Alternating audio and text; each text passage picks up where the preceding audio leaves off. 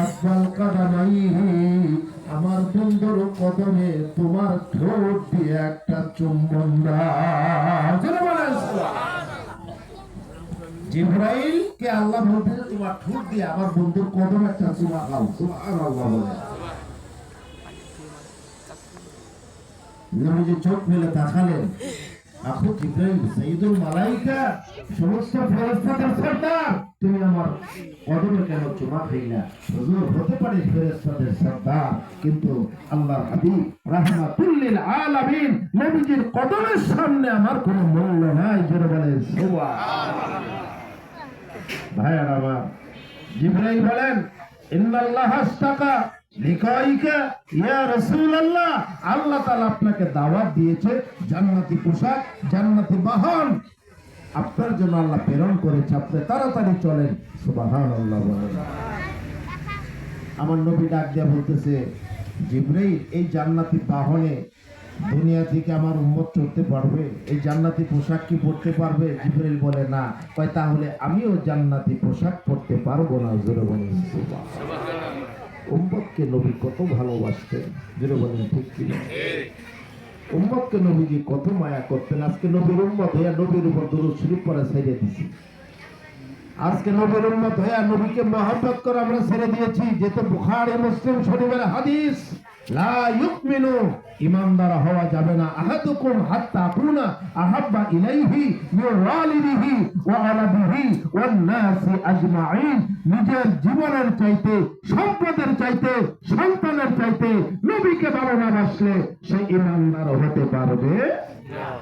এই জন্য সাহাবায়ে কেরাম জীবনের চাইতে আমার নবীকে মহব্বত করেছে। জোরে বলেন সুবহানাল্লাহ। ভাইয়ার আমার, নবী ডাক দিয়ে বলে, জিবরাইল, তাহলে আমি ওর পোশাক পরতে পারবো না, জান্নাতি বাহনও চড়তে পারবো না। আল্লাহ পাক ডাক দিয়ে বলে, জিবরাইল, আমার বন্ধুরে বলে দাও, আমার বন্ধুর আশিকিন উম্মত যারা হবে, প্রেমিক উম্মত যারা হবে, আমার বন্ধুর কথা শুনলে যাদের চোখের পানি টলমল করবে, আমার বন্ধুর জন্য যাদের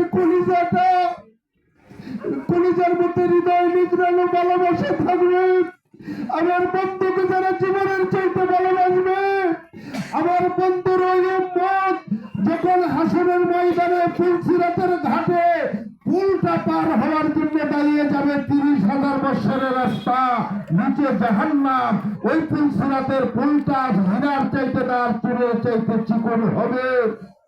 ওই দিন এই রাস্তাটা 30,000 বছরের রাস্তা অতিক্রম করে তারা জান্নাতে যেতে হবে। এই ফুলসিরাতের পুলটা অতিক্রম করে ওই দিন আমার বন্ধুর উম্মতের জন্য, কোন উম্মত? যারা নবীর দুশমন তাদের জন্য নয়, যারা নবী প্রেমিক তাদের জন্য আল্লাহ তাআলা ফুলসিরাতের ঘাটে ওই জান্নাতে বোরাক প্রেরণ করবে।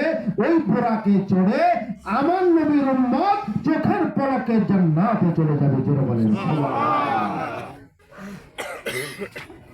তাহলে আমার নবীজি উম্মতকে ভুলে নাই, আর আমরা উম্মত হয়ে নবীরে ভুলে গেছি। জোরে বলেন ঠিক কিনা?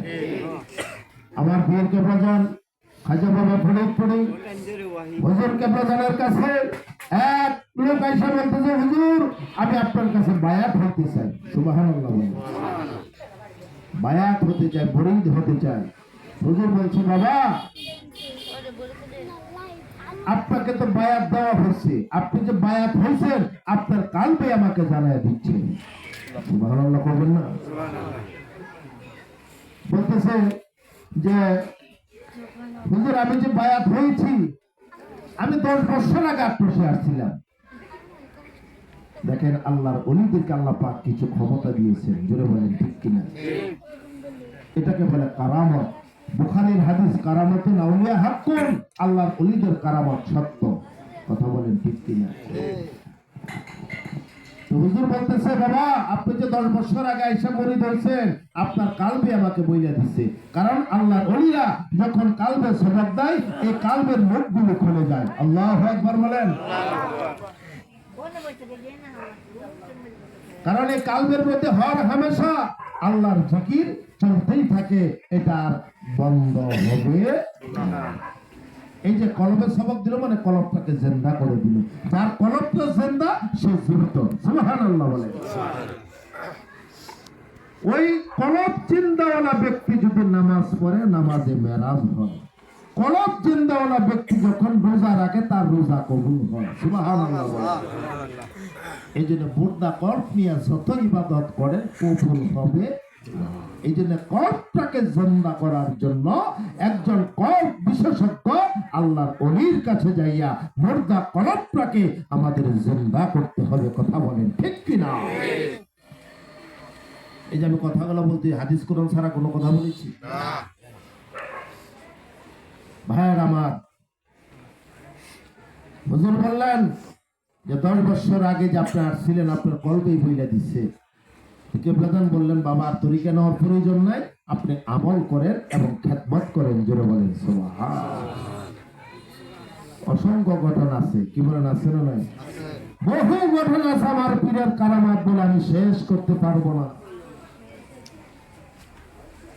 ভাইয়ের আমার, এই জন্য আপনাদেরকে আমি বলি আপনি যে দরবারে যান আলহামদুলিল্লাহ, যে দরবারে দুরূদ শরীফ আছে, মিলাদ কিয়াম আছে, এই সমস্ত দরবার আমাদেরকে যেতে হবে।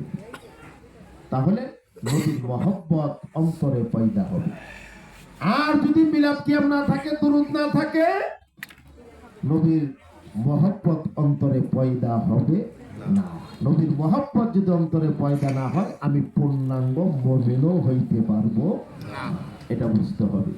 যাই হোক, সামনে আমাদের মহাপবিত্র বিশ্ব উরুস শরীফ। জোরে বলেন ঠিক কিনা?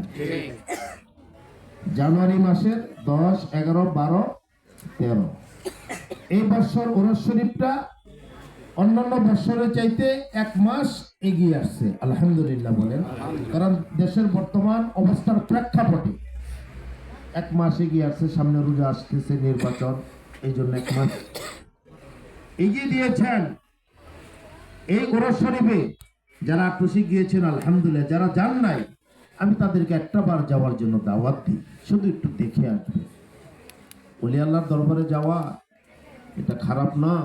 কত জায়গায় আমরা সফরে যাই, কত হাজার হাজার টাকা আমরা নষ্ট করে ফেলি, কিন্তু একজন ওলি আল্লাহর দরবারে গেলে কি হয়? আল্লাহর ওলির দরবারে যদি আমরা যে কোনো আল্লাহর ওলি, হক্কানে আল্লাহর ওলির দরবারে আপনি যাবেন, আল্লাহ পাক আপনার কিসমত খুলে দিবে। জোরে বলেন সুবহানাল্লাহ। কথা বলেন ঠিক কিনা? এই জন্য ভাইয়ার আমার, ওলি আল্লাহদের কারামত এটা মানতে হবে।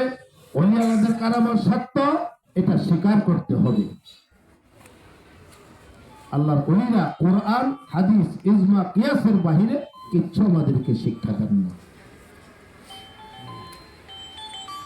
ইসলামের দলিল হলো কোরআন, হাদিস, ইজমা, কিয়াস। এই ভিত্তিতে আল্লাহর ওলিরা আমাদেরকে ওজিফা কালাম দিয়েছে। জোরে বলেন সুবহানাল্লাহ। তরিকায়ে নকশবন্দিয়া মুজাদ্দিদের একটা আমল আছে, রাত্রবেলায় 500 বার দুরূদ শরীফ আমার নবীকে নজরানা দিয়ে ঘুমাইতে হয়। জোরে বলেন ঠিক কিনা? কয়শো বার? 500 বার দুরূদ শরীফ। এই প্রতিদিন যদি 500 বার দুরূদ শরীফ পড়েন, একবার দুরূদ পড়লে 10টি রহমত, 10 এবং 500 গুণন দেন, প্রতিদিন কত রহমত আল্লাহ আপনারা দিতেছে। বলেন সুবহানাল্লাহ। এই জন্য তরিকতপন্থী যারা, তারা এমন কোনো মুসিবতে পড়ে না, বিপদে পড়ে না, এমন কোনো মুসিবতে তারা আক্রান্ত হয় না। কারণ ইন্না রাহমাতাল্লাহি করিবুম মিনাল মুহসিনিন, আল্লাহর রহমত আল্লাহর মুহসিন বান্দাদের কাছে আছে। জোরে বলেন সুবহানাল্লাহ। এই জন্য আল্লাহর দরবারে গজব আছে, রহমত আছে। কথা বলেন ঠিক কিনা? আদবের সাথে যেতে হবে। ওলি আল্লাহর ব্যাপারে আদবের সাথে কথা বলতে হবে। আমাদের দেশে অনেক ওলামায়ে কেরাম মিম্বরে বসে